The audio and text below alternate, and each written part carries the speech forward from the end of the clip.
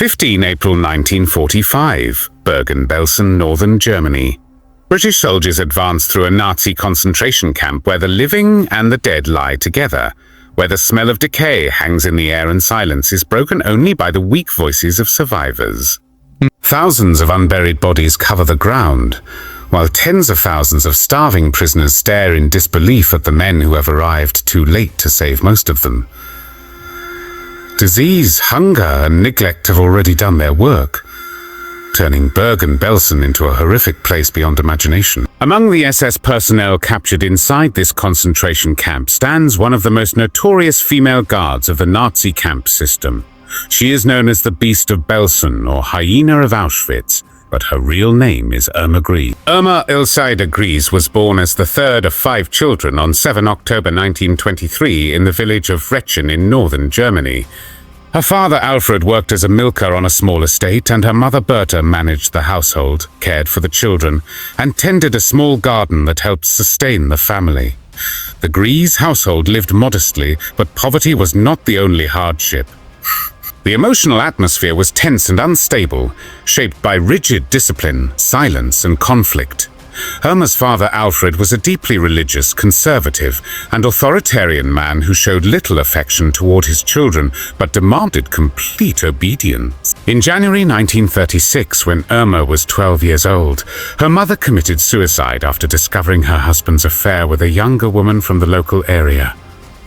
Young Irma found her mother dead, and this moment shattered what little sense of security remained in her childhood. The loss was not followed by comfort or support. Instead, the household became colder and even more rigid.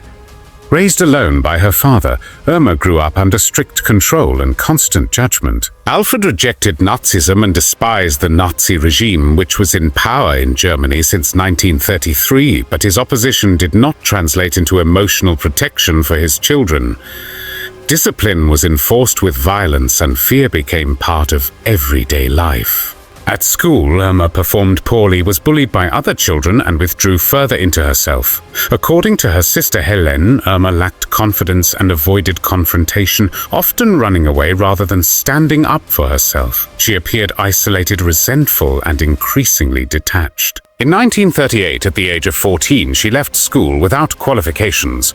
Her childhood effectively ended there, and she began a series of unskilled jobs, first working on farms and later as a shop assistant, moving from place to place without stability or prospects. Around this time, Irma joined the League of German Girls, the female youth organization of the Nazi Party. For her, membership offered something her family never had: structure, belonging, praise, and a sense of importance. The organization promoted racial pride, obedience, and loyalty to state, values that replaced to Irma the religious authority of her father. Wearing the uniform and taking part in collective activities gave her identity and purpose. In 1939, at the age of 15, Irma began working as a nursing assistant at Hohenlichen Sanatorium near Berlin, where SS personnel were treated. The sanatorium was part of the Nazi medical system and served elite members of the regime. It was directed by Karl Gebhardt, the personal physician of Heinrich Himmler, the head of the SS. Gebhardt was a prominent Nazi doctor who, during the Second World War, which began on 1 September 1939, played a central role in criminal medical experiments on inmates of the Ravensbrück concentration camp. Irma admired him deeply and later described this war criminal as a saint of the Nazi movement. Under his influence, she absorbed the idea that suffering could be justified in the name of ideology and duty. She hoped to become a trained nurse, imagining a future of respect and status. However, she once again failed academically and lacked the qualifications required, and in 1941 she was dismissed and sent to work at a dairy factory. Gebhardt, however, took pity on Grese, and since Nazi Germany needed more concentration camp guards, he gave her the contact of a colleague at Ravensbrück concentration camp, located around 8 miles from Hohenlichen. After the outbreak of the Second World War, German society grew increasingly radicalized. The Nazi regime rapidly expanded its camp system and required thousands of new guards, men and women, willing to carry out terror without hesitation or restraint. In July 1942, at the age of 18, Irma Grese entered Ravensbrück as a trainee guard. Grese completed her training quickly, and soon she was promoted. She received a regular salary, better living conditions, and a sense of power she had never known before. She impressed her Nazi superiors not only with discipline, but also with harshness and brutality against the inmates.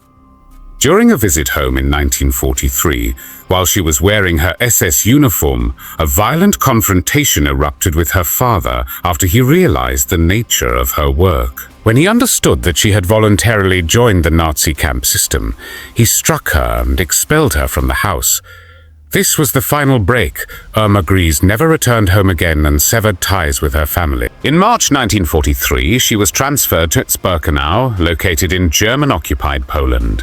Birkenau was the largest of the more than 40 camps and sub-camps that made up the Auschwitz complex and served as the center of the mass murder of European Jews. Gas chambers, crematoria, forced labor, starvation, and terror defined daily life in the camp. Grese initially worked in administrative roles, but soon took command of punishment and labor details. She discovered that in Auschwitz, violence was not only permitted but encouraged. By May 1944, at only 20 years old, she was again promoted and was given authority over Camp C, a section holding up to 30,000 Jewish women. Here, Irma Grese's brutality reached its peak. Survivors described her as one of the most feared guards in the camp. She carried a whip made of plated cellophane, translucent like glass, designed so that blood could be washed off easily. She beat prisoners daily for minor infractions or for no reason at all. Hunger, exhaustion, and sickness offered no protection. She kicked women until they collapsed, carried a pistol during selections, and shot prisoners who tried to escape. She forced starving women to stand for hours during roll calls, often from early morning until daylight, holding heavy stones above their heads, and punished those who faltered. Grese's favorite habit was to beat women until they were bleeding and fell to the ground, and then she kicked them as hard as she could with her heavy boots. Masha Greenbaum remembered, "When we saw her, we used to run, just run. Because when she met you, she kicked you to the floor. And then she went to the neck with her boots, and she just killed people like that." Grese regularly took part in selections for the gas chambers, often alongside infamous SS Dr. Josef Mengele. Survivors testified that she sent both sick and healthy women to their deaths in the gas chambers. These decisions were arbitrary and cruel. She recorded the murders bureaucratically as a special treatment. Women were paraded naked, inspected like animals, and beaten if they resisted or attempted to flee. Prisoners who tried to escape selections were dragged back, whipped, kicked, and beaten until they bled, before being sent back into line.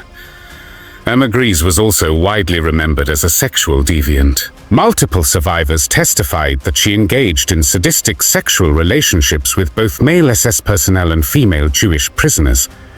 She abused women sexually and exploited her absolute power over their bodies and lives. She treated some as temporary possessions, and when she grew bored of them, selected them for death during the next selection. Grese also abused male prisoners. When a handsome Georgian man rejected her advances, she publicly tortured his girlfriend, dragging her by the hair and whipping her.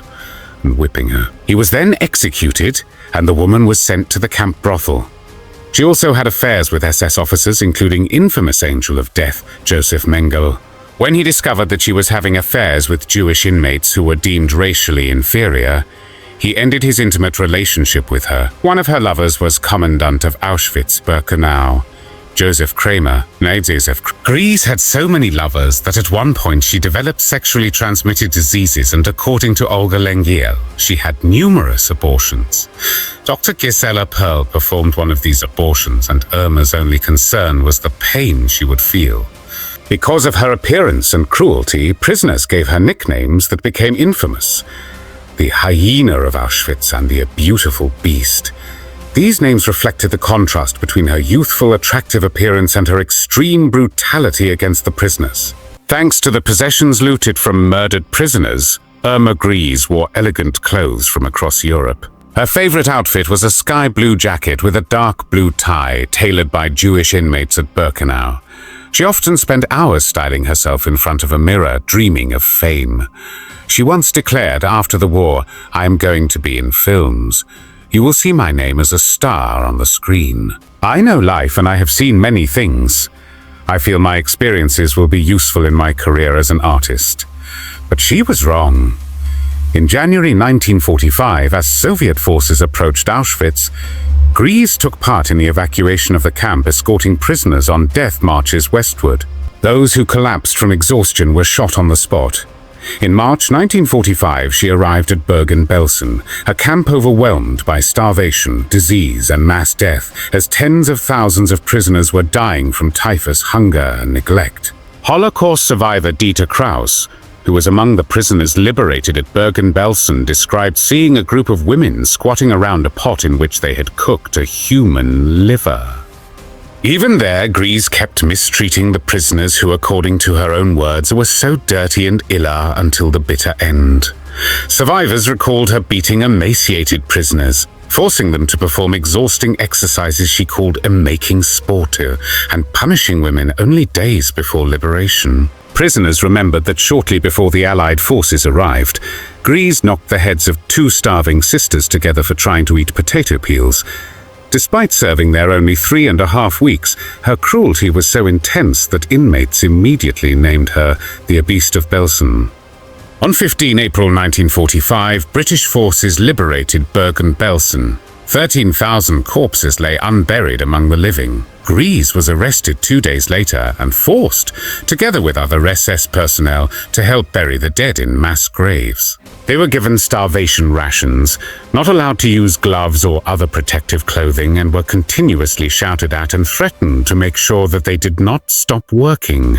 Survivors later recalled that enraged prisoners pushed her head into a camp toilet, a moment of humiliation that starkly contrasted with the power she had once exercised over prisoners' life and death. Justice finally caught up with Irma Grese when she was tried at the Belsen Trial, which began on 17 September 1945. During the proceedings, Grese sometimes laughed so hard that she had to lean forward in the prisoner's box to try to control herself. This also occurred during the testimony of the wife of Josef Kramer, Irma's former lover, and once camp commandant of Auschwitz-Birkenau and Bergen-Belsen. Kramer's wife said that when her husband used to come home from his day's work at Auschwitz, he used to pace the floor at night, and tormented by the fact that the Nazi commanders were having people put to death in gas chambers, he cried, "Why? Grese responded to this emotional account with uncontrollable laughter, and as Kramer's wife left the courtroom, she was slapped in the face by a Polish woman. Throughout the rest of the proceedings, Irma Grese appeared cold, arrogant, and detached. She laughed during testimonies of the survivors, corrected prosecutors with irritation, and answered questions in a sharp, defensive tone. When survivors described beatings, shootings, and selections, she showed no visible remorse and dismissed accusations as exaggerations, claiming that prisoners were disciplined only because they disobeyed orders. Her lack of empathy shocked observers and drew intense attention from the international press, which focused on the contrast between her youth, appearance, and her crimes. Only once did her composure. When her sister Helene testified about their family life and described the violent conflict between Irma and their father, Grese collapsed into tears and sobbed uncontrollably. This moment revealed that her emotional vulnerability was reserved not for her victims, but only for her own past and family. On 17 November 1945, the British military tribunal sentenced Irma Grese to death. After the verdict was pronounced, she cried continuously. Her eyes were red and sunken, and she was extremely nervous. Irma Grese, however, decided to fight for her life and begged for mercy, asking for clemency. But in early December, Field Marshal Montgomery rejected all appeals and ordered Grese, Kramer, and others to be hanged. When she was hanged by British executioner Albert Pierrepoint at Hameln prison on 13 December 1945, she was 22 years old. Walking to the gallows, her final and only word was schnell, meaning quickly. Grese was the youngest woman to die judicially under British law in the 20th century.